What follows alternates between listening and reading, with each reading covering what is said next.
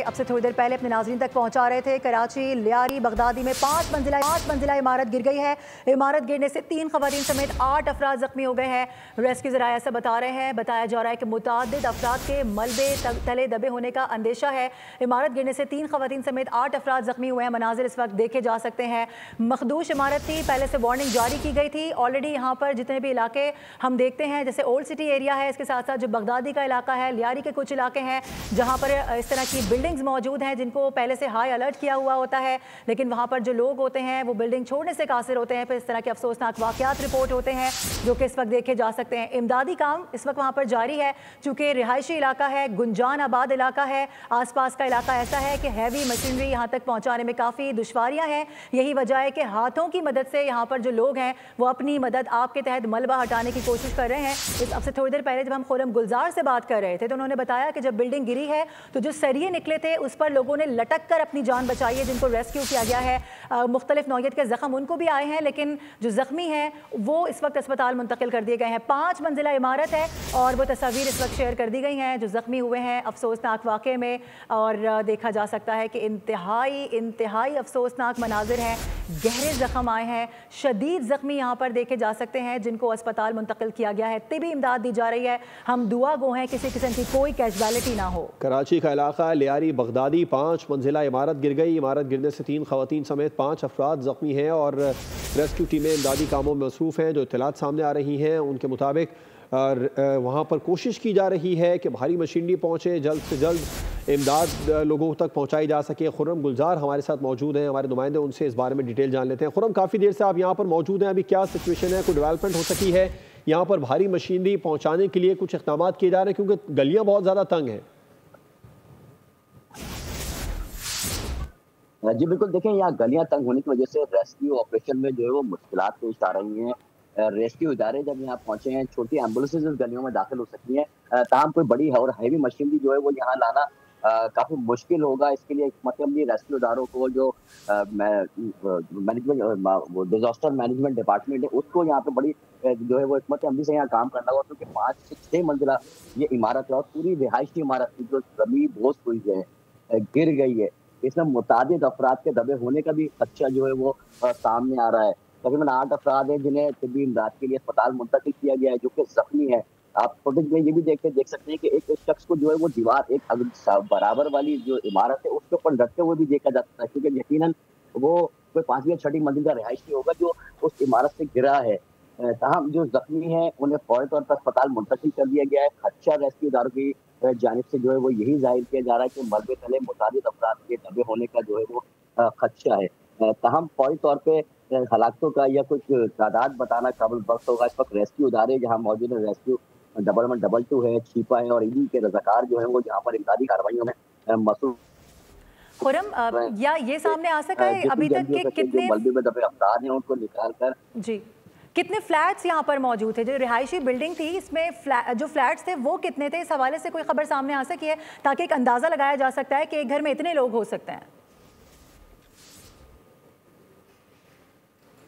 देखें, ये 6 मंजिला इमारत है तो इसमें अगर 2 पोर्शन भी बने होते हैं, क्योंकि अब तक ये क्लियर नहीं हुआ है कि इसमें टोटल कितने खानदान यहाँ जो इमारत के जो मलबा है इसके अंदर दबे होने का खदशा रेस्क्यू इदारे की जानिब से जाहिर कर दिया गया है।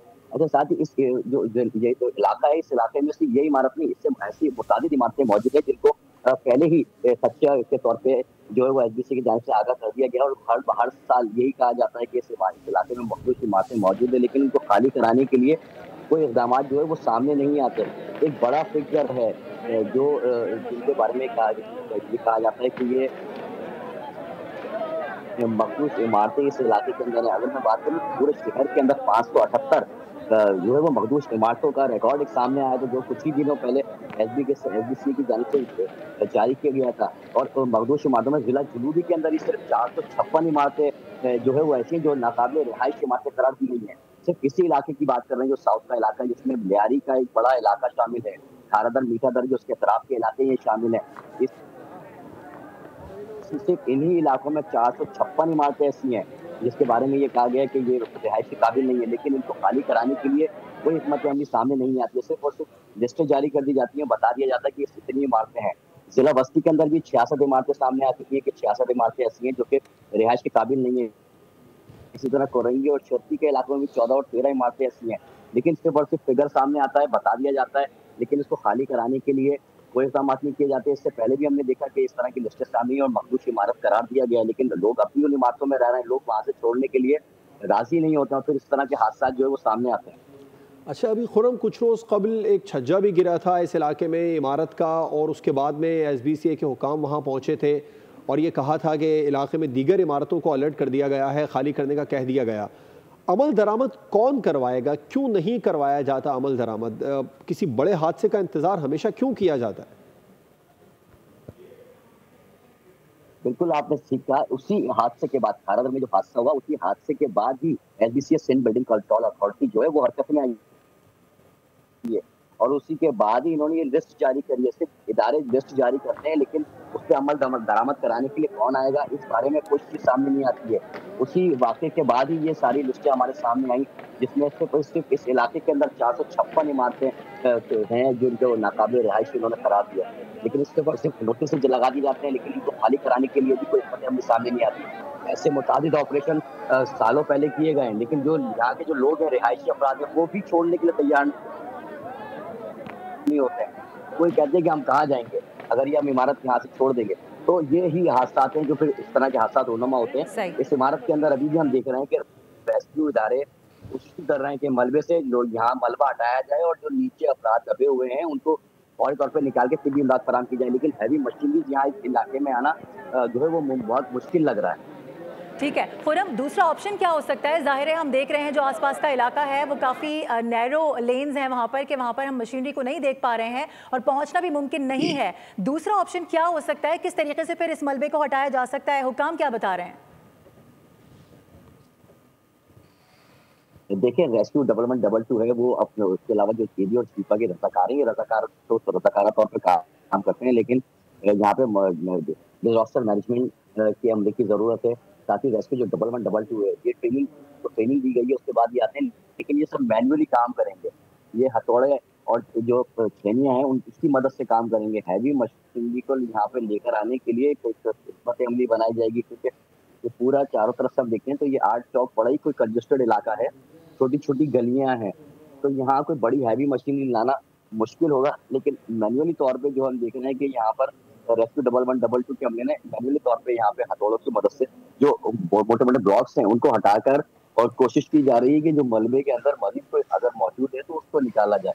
लेकिन इसके लिए पूरी एक हिकमत अमली बनाई जाएगी। अभी देखना ये है कि किस तरह से ये ऑपरेशन जो है अब ये मजीद इसको आगे बढ़ाते हैं, क्योंकि काफी बड़ा मलबा है, 5-6 मंजिला ये इमारत है जो कि जमीन में चली गई है। अब इसमें जो मलबे तले अफराद होते हैं उनको भी बचाना जो है वो कोशिश सबसे अहम होती है कि वो जो लोग हैं उनको जिंदा सलामत इससे मलबे से निकालने की कोशिश निकालें। लेकिन इसके लिए तमाम जो इदारे हैं वो कोशिशें कर रहे हैं, और दीगर जो रेस्क्यू 1112 है वो भी हम ये देख रहे हैं कि यहाँ पे मशीनरी और जो छोटे उनके मैनुअली जो है हथियार हैं उनको जो है वो यहाँ पे फौरी तौर पर मंगवा लिया गया है। सब्सक्राइब करें और बेल दबाएं ताकि कोई खबर रह न जाए।